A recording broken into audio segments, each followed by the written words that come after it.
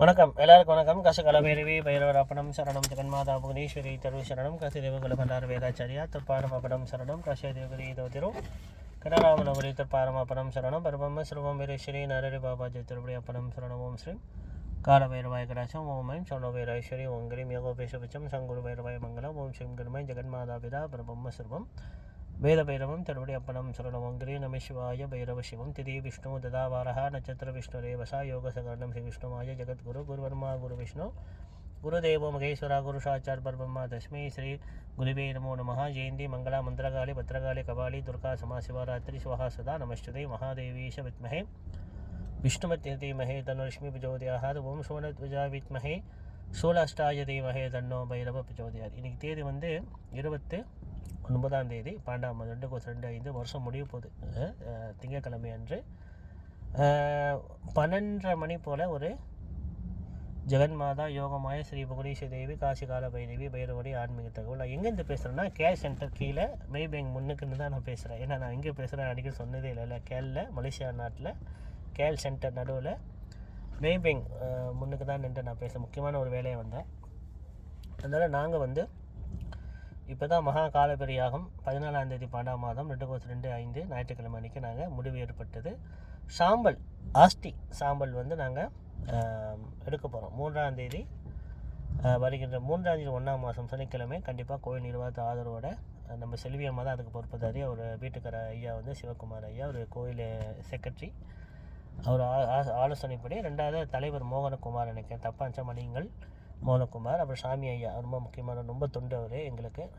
மற்ற நிர்வாகத்தரம் மற்ற பேர்னான்னு தெரியல. மற்ற அந்த அலமெகா section 28 Shala Muthumariamman temple Malaysia நாடு. நான் வந்து மலேசியாவிலேருந்து பேசுகிறேன். மலேசியா நாட்டில் தான் அந்த ஹோமத்தை நாங்கள் செய்கிறோம். வெளியூர்லேருந்து சில பேர் கால் பண்ணி கேட்டாங்க, எங்கே அந்த ஹோமம் செஞ்சீங்க நாங்கள் கலந்துக்கலாம். வெளியூருக்கான சொன்னால் இல்லையா, இது மலேசியா நாடு ஷாலாம் ஸ்லாங்கூர் மாநிலத்தில் மலேசியா நாட்டில் தான் அந்த ஹோமத்தை செய்தோம்.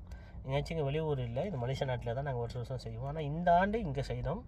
கேரளில் ஸ்லாங்கூர் மாநிலத்தில் செக்ஷன் 28 ஷா ஆலாம் முத்துமாரி அம்பாள் டெம்பிள் கோயிலில் நாங்கள் செய்தோம். அடுத்த வருஷம் எங்கே செய்கிறோன்ட்டு எங்களுக்கு என்ன முடியலை. எங்களோட சத்துவானில் உள்ள அட்மின் 5 பேர், காசி கால பண்டார பைரகாட் மலேசியாவில் உள்ள குரூப் அட்மின் 5 பேர் என்ன முடிவு பண்ணுறாங்க தெரில. அவங்க முடிவு பண்ண பிறகு தான் நாங்கள் வருஷம் எங்கே செய்வோம் சொல்லி நாங்கள் முடிவு பண்ணுவோம்.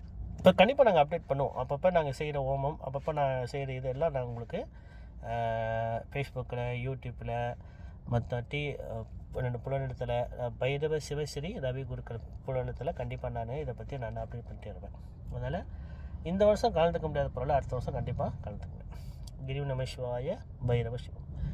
நான் வந்து 14ஆம் தேதி காசிக்கு போகிறோம். நான் சொல்லியிருந்தேன்ல போன ஆடியோவில் 93வது சதஸ். இந்த வீடியோ வந்து 94வது சதஸில் காசியை பற்றி கொஞ்சம் சொல்லணும். காசி வந்து மயான பூமி, அதாவது ருத்ர பூமி, அதாவது உலகத்தில் மிகப்பெரிய சுடுகாடு, பைரவருடைய சேத்திரம். அங்கே வந்து பள்ளி கத்தாது, ஈகல் கருடன் பறக்கும் கத்தாது, மாடு முட்டாது, பிணங்கள் 24 மணி நேரம் பிணங்கள் அங்கே எரிஞ்சிக்கிட்டே இருக்கும். அதாவது 108 காட்னா சுடுகாடு. அதில் 2 காட் தான் இப்போ நடுமொழியில் இருக்குது. மணிகண்டிகா காட்டும் ஹரிச்சந்திரா காட்டும். பிரேதங்கள் எரிஞ்சிக்கிட்டே இருக்கும். ஆனால் ஒரு ஸ்மெல், ஒரு துர்நாற்றம் வராது. இதை நீங்கள் கொள்ளணும். அதே மாதிரி அங்கே வந்து எந்த ஒரு வாடையும் வாசிக்காது. எப்படின்னா இப்போ வந்து பேஃபிம் அடிப்பாங்க. காசிக்கு வெளியே நீங்கள் போகும்போது பேஃபிம் அடிங்க. காசி உள்ளுக்கு போகும்போது ஒரு மனம் இருக்காது. சாம்பிராணி நாங்கள் ஓமத்துக்கு அவ்வளோ சாம்பிராணி போடும், ஒரு ஸ்மெல் வராது. அங்கே ஸ்மெல்லே வராது. மல்லிப்பூ ரோஜாப்பூ வாசிக்காது. காசிக்கு போனீங்க மல்லிப்பூ நீங்கள் வெளியே வாங்கினா மனம் இருக்கும். காசி உள்ளுக்கு நுழைஞ்சால் மனம் இருக்காது. அதே மாதிரி ரோஜாப்பூ. அதனால அந்த ரோஜாப்பூ மல்லிப்பூ பைரவருக்கு செலுத்தக்கூடாது. கால பைரவருக்கு செலுத்தக்கூடாது. மற்ற பைரவருக்கெல்லாம் மல்லிப்பூ ரோஜாப்பூ கலந்து செலுத்தலாம், மற்ற பூரை கலந்து செலுத்தலாம். ஆனால் கால பைரவருக்கு மட்டுமே மல்லிப்பூ ரோஜாப்பூ செலுத்தக்கூடாது ஒரு சாசனம். ஏன்னா மல்லிப்பூ ரோஜாப்பூ காசியில் மணக்காத வாசனம் இருக்காது. அதேமாதிரி வில்வ இலை பன்னி இலை நீங்கள் கங்கா தீர்த்தத்தில் போட்டிங்கன்னா டக்குன்னு உள்ளுக்கு போயிடும். அது மிதக்காது. மற்ற ஜலத்தில் நீங்கள் ஆற்றுல கடலில் போட்டால் மிதக்கும் இல்லையா. ஆனால் இந்த காசி தீர்த்தமான கங்கா ஜலத்தில் மட்டும் நீங்கள் வில்வ இலை வன்னி இலை பூஜை பண்ணாமே போட்டாலே டக்குன்னு உள்ளுக்கு போயிடுது. நான் என் கண்ணால் பார்த்தேன் இதெல்லாம். ஏன்னா அவங்க வந்து பைரவர் சேத்திரம், பைரவர் மூச்சு, அகோரிகள் அங்கே காசியில் கடும் தவம், அதாவது அவங்க ஊசி மேலே உட்காந்து தவம் பண்ணுவாங்க, யாகம் பண்ணிக்கிட்டே இருப்பாங்க. நான் அகோரி கூட இருந்து நான் கண்டிப்பாக உங்களுக்கு அப்டேட் பண்ணியிருந்தேன். 14ஆம் தேதி நாங்கள் போகிறோம் இல்லை காசி எடுத்துக்கிட்டு எங்கள் ஃபேமிலியோட, என்னோடய குரூப் ஃபேமிலினா என்னோடய பிரசத்தானில் உள்ளவங்க முக்கியமான ஒரு பக்தர்கள், அடியார்கள், பயிர் உபாசனை பெற்றவங்க, அவங்க கூட என்னை குருவாக கூப்பிட்டு போகிறாங்க. நாங்கள் அங்கே போய் என்ன செய்கிறோம், என்னென்ன பூஜைக்கிறோம், அந்த ஆஸ்தியை நாங்கள் என்ன செய்ய போகிறோம் இல்லை நான் உங்களுக்கு அப்டேட் பண்ணேன். நீங்களும் தெரிஞ்சுக்கணும். ஏன்னா காசிக்குனா என்னன்னு தெரில, இந்த மாதிரி காசியில் போய் என்ன செய்யணும்னு தெரில. காசிக்கு போனாலே சேத்திர தர்ப்பணம்னு ஒன்று இருக்குது. காசி சேத்திர தர்ப்பணம். காசிகளுக்கு நுழைஞ்சோடனே முன்னோர்கள் தர்ப்பணம் பண்ணணுமா. அது அவங்க எளிய முறையில் கூட செய்யலாம். இப்போ நான் சொல்லிக் கொடுக்குறேன் பார்த்தீங்களா, இந்த தர்ப்பணம் எப்படி செய்வது. பிண்டம் 2 பிண்டத்துக்கு வந்துட்டு ஏற்கனவே ஒரு கிளாஸ் முடிச்சுட்டேன். இப்போ 2வது கிளாஸ் நான் மக்களுடைய சொல்லுக்கு இணங்கி 2வது முறை நான் சொல்லிக் கொடுக்க ஆரம்பிக்கிறேன். அப்போ காசிக்கு போனால் சேத்திர தர்ப்பணம்னு ஒன்று இருக்குது. கண்டிப்பாக எல்லாரும் காசிக்கு போனால் முன்னோர்களுக்கு தர்ப்பணம் பண்ணணும். 2 பிண்டமாக வச்சு செய்யுங்க. பிண்டம் நட்பட தர்ப்பணமாக அதை எள்ளும் தண்ணி மட்டும் தர்ப்பணம் பண்ணுங்கள். ஆனால் தயவு செய்து தர்ப்பணத்தை பண்ணி அந்த தண்ணியை கங்காவில் போடாதீங்க. ஆனால் அங்கே எல்லா குருமார்களும் கங்காவில் தான் பிண்டத்தை எடுத்து வீசுகிறாங்க. நாங்கள் பிண்டத்துக்கு என்ன பயப்படுறோம். தட்டில் எவ்வளோ மதிப்புக்குரிய இறைவனுக்கு சமமாக அதை பூஜிக்கணும் வேதம் சொல்லுது. ஆனால் காசில் பார்த்தா சும்மா அந்த படித்துறை, அந்த படியில் அரிசி மாவை கொட்டி அதில் தண்ணியை உருட்டுறாங்க. நம்மளுக்கெல்லாம் நான் பார்த்துருந்தா இவ்வளோ ஒரு சுத்தம் இல்லாமல் செய்கிறாங்களே. அந்த படித்துறை, அந்த 108 படி 50 படி 60 படி ஏறி அதில் மண் சகுதியமாக இருக்குது. அதில் அரிசி மாவை கொட்டி பிசைஞ்சு ஏதோ 1 மாதம் 2 மாதம் சொல்லிட்டு பிண்டத்தை எடுத்து கங்கா நதியில் வீசுகிறாங்க. அப்போ அவங்க நம்பிக்கை பாருங்களேன், யாரையும் நம்ம குறை சொல்லக்கூடாது. ஆனால் அதை பார்க்கும்போது நம்மளுக்கு மனசு கஷ்டமாக இருக்குது. இப்போ தர்ப்பணத்தை இவ்வளோ ஒரு மதிப்புக்கு குறைவாக இப்படி ஒரு செய்கிறாங்களேன்னு ஒரு மனசு வருத்தம். நம்மளாம் கங்கா நதியை நாங்களாம் குளிக்க மாட்டோம். எங்கள் குரூப்பில் உள்ளவங்க யாருமே கங்கா ஜலத்தில் தொடங்க மாட்டோம். தொட்டால் பயப்படுவோம். ஏன்னா அது புனிதமான ஒரு நதி சேத்திரம். ஆனால் அங்கே உள்ள மக்கள் பார்த்தா சாக்குரம் போட்டு குளிக்கிறாங்க, செம்பு போட்டு குளிக்கிறாங்க. தெரியல, அது அவங்க நம்பிக்கை. நான் ஒன்றும் சொல்லலை. அதான் நான் என்ன சொல்கிறேன்னா, மலேசியா குருக்கள் தான், வெளியும் ஒரு குருக்களே இல்லை. மலேசியாவில் உள்ள ரவி குருக்கள். பைரவர் சொன்னால் பின்னால் நான் இருப்பேன். ரொம்ப முக்கியம். அதே மாதிரி நான் திருப்பி சொல்கிறேன், காசிக்கு போகிறவங்க அனைவரும் மலேசியா மக்கள், என்னோடய குடும்பத்தில் உள்ளவங்க அனைவரும் மலேசியாவிலேருந்து போகிறவங்க. அதுவும் என்னோடய சிசிபிள்ளை யாருன்னா, எனக்கு பர்சனல் சிசிபிள்ளை யாருமே இல்லை. இந்த டிக்டாக்கில் பார்க்குறவங்க என் சிசிபிள்ளைங்க, என்னை குருவாக ஏற்றுக்கிற அனைவரும் என் சிசிபிள்ளைங்க. ஃபேஸ்புக்கில் உள்ளவங்க நிறைய சிசிபிள்ளைங்க எல்லாம் கற்று நல்லா இருக்காங்க. இந்த மந்திர ஜபம் பூஜை முறைகள் அவங்க தான் என்னோடய சிசிபிள்ளைங்க. பர்சனலாக எனக்கு எந்த சிசிபிள்ளைங்களும் இல்லை. எனக்கு இப்போ ரொம்ப ஸ்கேம் நடக்குது. ரவி குருக்கள் சிசிபிள்ளைட்டு மக்களை ஏமாத்தாங்க, சொல்லி கொடுக்குறாங்க, நல்லா மாட்டிக்க போகிறாங்க. பைரவுக்கு கண்டிப்பாக பதில் சொல்ல போகிறாங்க. என்கிட்ட விளையாடவே கூடாது. என் பேரை சொல்லி யாரோ ஸ்கேம் பண்ணி ஏமாத்துறீங்கன்னா பைரவருக்கு கண்டிப்பாக தண்டனை என் குரூப்பில் உங்களுக்கு கேளுங்க, என்னை குறைச்சனால என்ன ஆனாங்கன்ட்டு. ரொம்ப ஆபத்து. என்ன விளையாடு. உங்களுக்கு என்னோடய பேச்சோ என்னை மலிமொழி பிடிக்கலையா, நீங்கள் ஒதுங்கி போயிருங்க. என்னை தப்பாக சொல்லாது. நான் யாரையும் சம்பாதிக்கிறோம், யாரும் ஏமாத்துறோம் இன்ன வரைக்கும் எனக்கு எந்த ஒரு இதுவும் இல்லை. என்னை பற்றி எல்லாத்துக்குமே தெரியும், என் குரூப்பில் உள்ளவங்க அனைவருக்கும் தெரியும். உங்களுக்கு பிடிக்கலையா நீங்கள் வேறு குரு மாதிரி பார்த்து போங்க, நீங்கள் வெளியாகிட்டு போயிருங்க. அதை பற்றி பார்க்க வேணாம். உங்களுக்கு பிடிக்கல பார்க்க வேணாம். ஓகே. அதாவது காட்சி சேத்திரம் ரொம்ப ரொம்ப புனிதமானது. அது மயான பூமி, ருத்ர பூமி. இல்லை இவ்வளோ விஷயங்கள் இருக்குது. ஆனால் அங்கே பார்த்தீங்கன்னா அந்த தர்ப்பணத்தை அவ்வளோ ஒரு இதாக செய்கிறாங்க சில குருமார். எல்லாரும் சில குருமார்கள் நம்மளுக்கு பார்க்க மனசு கஷ்டமாக இருக்குது. என்னடா ஒரு முன்னோர்கள் தர்ப்பணம் பண்ணுறாங்க, இவ்வளோ ஒரு எளிய முறையில் இவ்வளோ ஒரு மரியாதை குறைவாக செய்கிறாங்களேன்ட்டு ஒரு வருத்தம் தான், அவ்வளோதான். மற்றபடி ஒன்றும் இல்லை. 2வது காசி மலேசியாவிலேருந்து யார் போனாலும் சரி, அங்கே போனால் கண்டிப்பாக நீங்கள் ஹோட்டல் எடுப்பீங்க, அதில் குளிப்பீங்க. அந்த குளிக்கிற தண்ணி கங்கா ஜலம் தான், பைப் தண்ணி கிடையாது. கங்கா ஜலத்துலேருந்து எடுத்து தான் அங்கே ஹோட்டலில் எல்லா இடத்துலையும் பயன்படுத்துகிறோம். அப்போ நீங்கள் தண்ணியை தொடங்கும்போது காசியில் மந்திரம் கண்டிப்பாக சொல்லணும். கால பைரவர் மந்திரம் கண்டிப்பாக சொல்லணும். கால பைரவர் தான் காசி சேத்திரத்துக்கு அதிபதி. நீங்கள் பாருங்கள், ஆஞ்சநேய சுவாமி ராமாயண போர் முடிஞ்சு ராமன் சுவாமி அவருக்கு சில தோஷங்கள் இருந்தது. அந்த ராமாயண போர் முடிஞ்சு அந்த தோஷத்தை வீராசி தோஷம், சாயாசி தோஷம், பர்மாசி தோஷம்லாம் இருந்தது அவருக்கு. அந்த தோஷத்தை போக்குறதுக்கு மகா சுயம்புலிங்கத்தை கொண்டு வந்து பைரவர் பூஜை பண்ணணும்.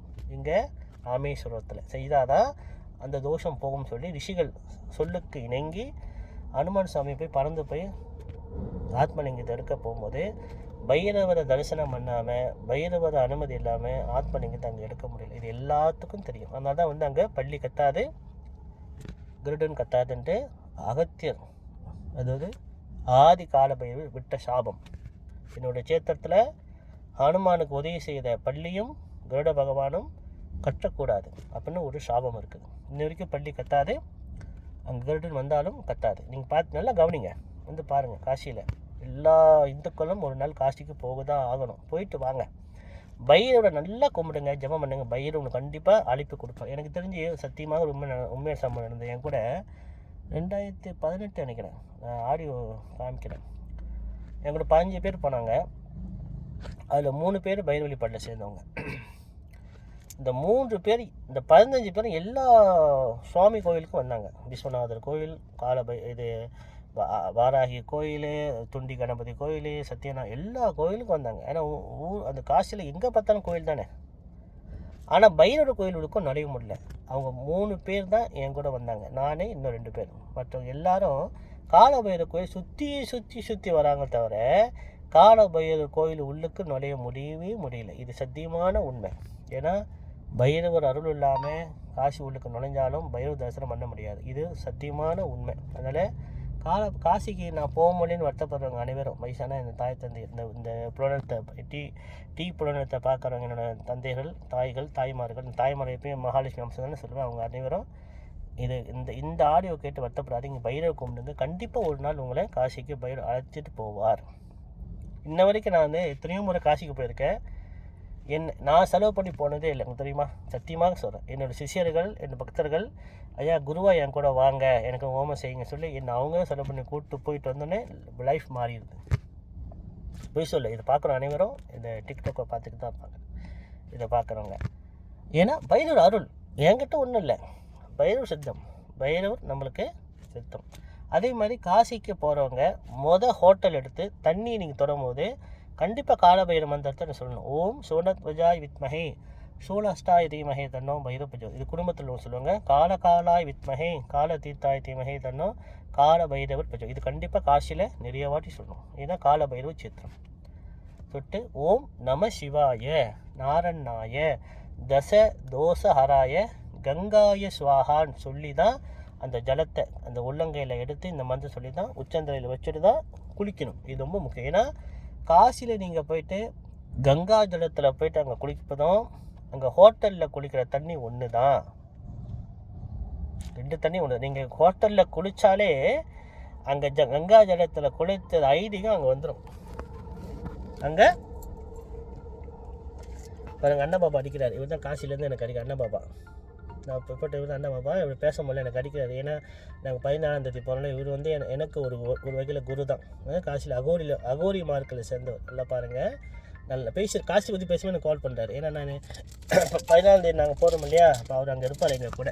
காசியில் வந்து அவரும் சேர்ந்து அண்ணா பாபா ரொம்ப விஷயம் அகோரி, அது சித்தார்த்த பாபா கூட இருந்தவர். அவரும் வகையில் எனக்கு குரு, ஒரு வகையில் ஒரு விஷயத்தில் குரு.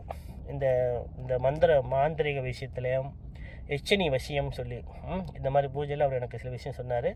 எனக்கு பண்டார குருமாரில் சேர்ந்த நான், வீரசைவ பண்டார குருமாரில் சேர்ந்தேன். ஏன் முன்னோர்கள் சொல்லிக் கொடுத்த ரகசியத்தை நான் அவருக்கு சொல்லி பகிர்ந்துக்கிட்டோங்க. ஹோட்டலில் வந்து நான், அவர், பிரகாஷ் ஐயா, குரூப்பில் இருக்கார் பிரகாஷ், அவர் சிரமம் உள்ள, அவர் தான் ஒரே ரூமில் இருந்தோம் நாங்கள். ஏன்னா பிரகாஷ் ஐயா வந்து நானே அவர் இந்த அகோரி அண்ணபாபா ஒரே ரூமில் இருக்கும்போது விடிய நாங்கள் பேசணும். அவர் தூங்கிட்டார், பிரகாஷ் ஐயா ஆசை தூங்கிட்டார். நாங்கள் விடிய பேசணும். ஒரு வாரமாக தான் அதே பேச்சு தான். அகோரி மார்க்கத்தை பற்றி, பூஜை புனஸ்காரங்களை பற்றி, பைரவரை பற்றி, அவ்வளோ தன்மை பற்றி. அதான் எனக்கே டைம் இல்லை, எப்போ தான் பேசி உங்களுக்கு சொல்ல போனது முடிஞ்ச வரைக்கும் நான் சொல்கிறேன். ஓகே, இப்போ காசிக்கு போகிறவங்க அனைவரும் என்ன சொல்கிறேன்னா, தயவு செய்து எல்லோரும் கங்கா ஜலத்தில் அந்த ஹோட்டலில் தண்ணி எடுக்கும்போது அந்த தாய்க்கு நீங்கள் கங்கா ஜல அபிஷேகமாக பாவித்து அந்த மந்திரத்தை சொல்லி தான் உள்ளங்கையில் வச்சணும், தலையில் வச்சுட்டு தான் நீங்கள் குளிக்கணும். இது ரொம்ப முக்கியம். அதே மாதிரி காசியில் போய் நீங்கள் என்ன தண்ணி குடித்தாலும் அது கங்கா ஜலம் கண்டிப்பாக அதில் இருக்கும். அந்த இப்போ டீயே கொடுக்குறீங்க, காசிக்கு போய் ஹோட்டலில் உட்காந்து ஒரு ஜலமே கொடுக்குறீங்க, அதெல்லாம் கங்கா ஜலம் தான். நீங்கள் மந்திர ஜபம் பண்ணி தான் தண்ணியை குடிக்கணும். ரொம்ப விசேஷம். கங்கா ஜலத்தை மதிக்காமல் கங்கா மாதாவை மதிக்காமல் நீங்கள் எந்த வழிபட்டாலும் அங்கே காசியோட சேத்திரம் புனிதம் உங்களுக்கு கிடைக்கவே கிடைக்காது. சரி, அப்போ நாங்கள் 14 நாங்கள் போயிட்டு அங்கே நாங்கள் என்னென்ன நாங்கள் செய்கிறோம் பூஜை எல்லாம் நம்ம உமா அம்மா என் கூட இருப்பாங்க, எல்லாம் வீடியோ எடுத்து உங்களுக்கு நாங்கள் அப்டேட் பண்ணிட்டே இருப்போம். எல்லாம் நீங்கள் பாருங்கள், தெரிஞ்சுக்கங்க. ஏன்னா இன்றைக்கி தான் ஒரு நாள் நீங்களும் காசிக்கு போக தான் போகிறீங்க. இந்த வீடியோ பார்க்குற அனைவரும் எல்லாரும் ஒரு நாள் காசிக்கு போக தான் போகிறாங்க. அப்போ உங்களுக்கு இது ரொம்ப ரொம்ப விசேஷம், இது தெரிஞ்சுங்க. அதே மாதிரி காசியில் கண்டிப்பாக விஷ்ணு பாதம் கண்டிப்பாக கிடைக்கும், அது வாங்கிட்டு வரணும். குஷி கரண்டி என்ன அர்த்தம் சொல்லி ஏற்கனவே காமிச்சிருந்தோம் பார்த்தீங்களா, சிராத்தத்துக்கு பயன்படுத்துகிற சிராத்த கரண்டி, அது குஷி கரண்டி சொல்லுவாங்க. அது ரொம்ப முக்கியத்துவம் கொடுப்பாங்க. அங்கே உள்ள வட இந்தியாக்காரங்க எல்லாம் சிராத்தம் செய்வதுக்கு. பெரிய பெரிய பணக்காரங்க தங்கத்தில் செஞ்சு வச்சுருக்காங்க, பெரிய பணக்காரங்க வெள்ளியில் செஞ்சு வச்சுருக்காங்க. நம்ம செப்பில் வாங்கினாலே போதும், செப்பு கிடைக்கும். மனுஷ காசு எவ்வளோ வரப்போகுது, 50 வழிக்குள்ளே தான் ஏற்கனவே வரும் அந்த விஷ்ணு பாதம், அந்த குஷி கரண்டி. அப்புறம் காசி பைரவ லிங்கம் சோலிட்டாக இருக்கும், அது நாங்கள் ஹோமத்துக்கு அங்கே தருவிப்போம். எப்பயுமே நாங்கள் காலப்பெரிய அங்கே செய்யணும் இல்லையா, அந்த ஹோமத்துக்கு நாங்கள் குரு தட்சணையாக எல்லாம் எண்ணொழி கொடுப்பாங்க. ஒரு குடும்பத்துக்கு ஹஸ்பண்ட் மனைவியோடு சேர்த்து அவங்களுக்கெல்லாம் ஒரு பைரவ லிங்கம், அதாவது 1/2 இன்ச்சுக்கு இருக்கும், அதை கண்டிப்பாக எல்லாத்துக்கும் வாங்கிட்டு போயிட்டாங்க. எல்லாம் ஹோம பிரசாதமாக நாங்கள் கொடுப்போம். ஏன்னா அந்த லிங்கத்தை வைத்து பூஜை பண்ணுறவங்க அனைவருக்கும் அற்புதமாக பார்ப்பேன். நான் பிஸ்னஸ் பண்ணல, திருப்பி சொல்கிறேன், பைரவர் சத்தியமாக நான் யாரும் ஏமாத்தலை, யாரும் பிஸ்னஸ் பண்ணல. ஆன்மீகத்தை கற்றுக்குங்க, பைரவர் வழிபாடை கற்றுக்குங்கன்னு சொல்லி தான் நான் இதை சொன்னேன். சரி, இப்போ காசியில் நாங்கள் என்ன செய்ய போகிறோன்னா எல்லா வீடியோ நான் உங்களுக்கு அனுப்புவோம், நீங்கள் தெரிஞ்சுக்கணும்.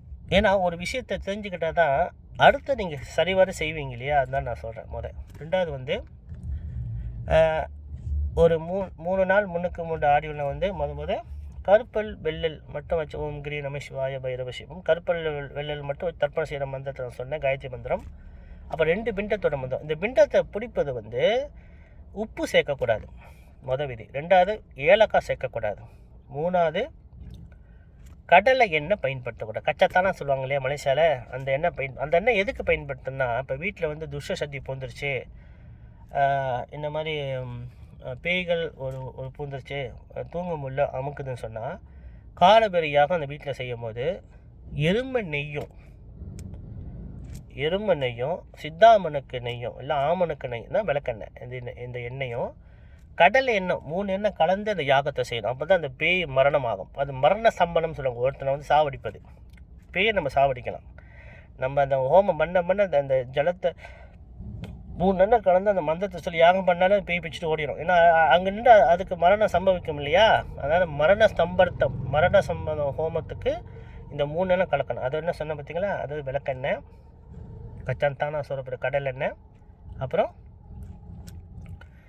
இந்த எண்ணெய், அதாவது என்ன சொல்லுவாங்க, இது நெய் எருமை நெய் கிடைக்காது, ஆனால் கிடைச்சா பயன்படுத்தலாம். ஆனால் நெய்யில் செய்யக்கூடாது இந்த மாதிரி ஹோமத்துக்கெல்லாம். சரி, அப்போ எப்பயுமே இந்த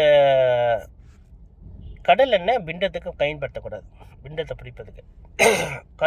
அதாவது மிளகு, ஏலக்காய், உப்பு, கடல் எண்ணெய், இது 3மே இந்த பிண்டத்துக்கு பயன்படுத்தக்கூடாது. இது ரொம்ப முக்கியம். பிண்டத்தை வெறும் கருப்பல் வெள்ளல் ஜலம் பச்சரிசியில் பிடிக்கலாம், அப்படின்னா அரிசி மாவில் பிடிக்கலாம். அது லட்டு பரிசுக்கு தான் பிடிக்கணும்,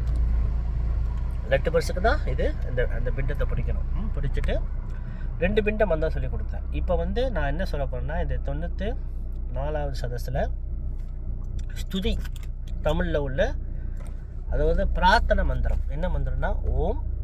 இதெல்லாம் எப்போ சொல்லணும்னா, ஒரு சிராத்தை ஆரம்பிக்கும் போது நெய் விளக்கு கண்டிப்பாக ஏற்றி வைக்கணும். வெங்கல விளக்கு, நெய் விளக்கு சைஸில் நல்லெண்ணெய் ஊற்றி ஏற்றலாம், நெய் விளக்கு ஏற்றலாம். ஏற்றி வச்சு இல்லை தர்ப்பணம் செய்கிறதுக்கோ இல்லைன்னா 2 பிண்டம் வச்சு செய்வதுக்கும் மந்திரம் சொல்லிட்டேன். இதெல்லாம் ரெடி பண்ணிவிட்டு என்ன பிரார்த்தனை செய்யணும்னா, இந்த மந்திரத்தை எழுதி வச்சுக்கோங்க.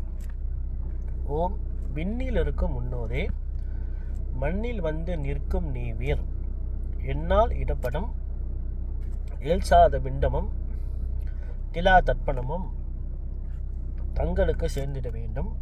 நாங்கள் நன்றாக வாழ வாழ்த்துவீரே. ஓம் சிவசிவ ஓம், ஓம் சிவசிவ ஓம்.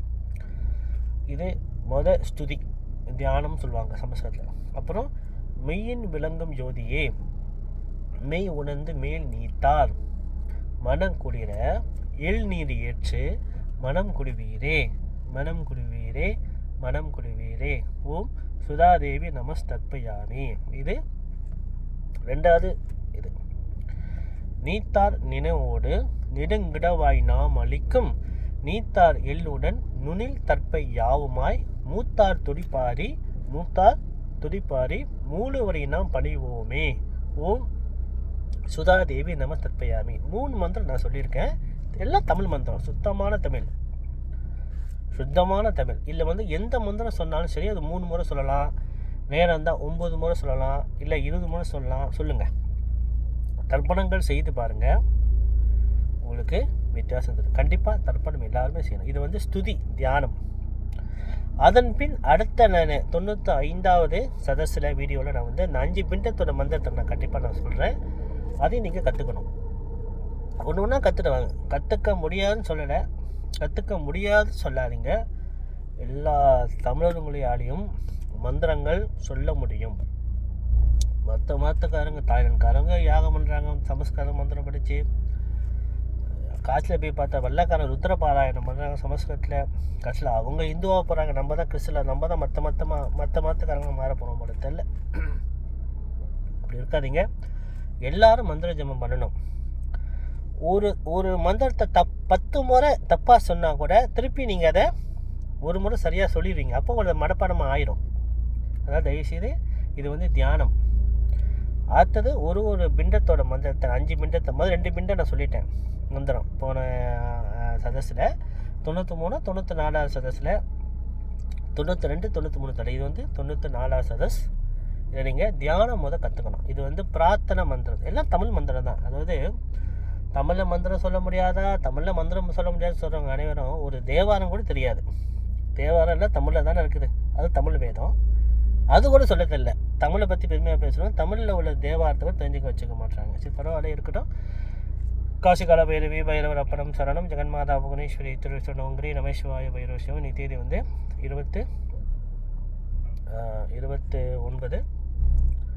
12 மாதம் 2025 திங்கக்கிழமை மாலை மணி ஒரு 1:30 மணி போல தான் இந்த ஆன்மீக தகவல். இதை நீங்கள் தெரிஞ்சுக்கங்க. இது தியானம். மாத்ரு பித்ரு தர்ப்பணத்தை பற்றி உள்ள தியானம் இது தெரிஞ்சுக்க. இதே நீங்கள் ஹோமத்துக்கு நான் இதுக்கு முன்னாடி ஹோம மந்திரம் சொன்னேன், மூல மந்திரம். அது மாத்ரு பித்ரு மூல மந்திரம் சொல்லி கொடுத்தேன். அதுவும் நீங்கள் எல்லாம் தமிழ் மந்திரம் தான். கொஞ்சம் சமஸ்கிருத மந்திரம் வரும், அதை நீங்கள் கற்றுங்க, செய்து பாருங்கள். நான் ஒரு வீடியோ உங்களுக்கு ஃபோட்டோ அனுப்புகிறேன். அதில் 2016 நினைக்கிறேன் ஒருத்தர் ஜுகுல இருக்கிற பேர் சொல்ல விரும்பலை. அவர் தர்ப்பணம் பண்ண ஃபோட்டோ எனக்கு அனுப்பினார் குரூப்பில். அந்த குரூப்பில் பார்த்தீங்கன்னா வெள்ளையாக ஜீவ ஒளி ஒன்று வந்தது. அதுதான் சுதாதேவியோட ஜீவ ஒளி. அதெல்லாம் நீங்கள் பார்த்தீங்கன்னா இந்த தர்ப்பணத்துக்கும் இந்த சிராத்தத்துக்கும் இந்த திலாயாகத்துக்கும் எவ்வளோ சக்தி இருக்குதுன்னு உங்களுக்கு தெரியும். காசிகால பைரவி பைரவர் அப்படம் சரணம் ஜெகன்மாதா புவனேஸ்வரி திருநோங்கிரி ரமேஸ்வாய பைரவ சிவம்.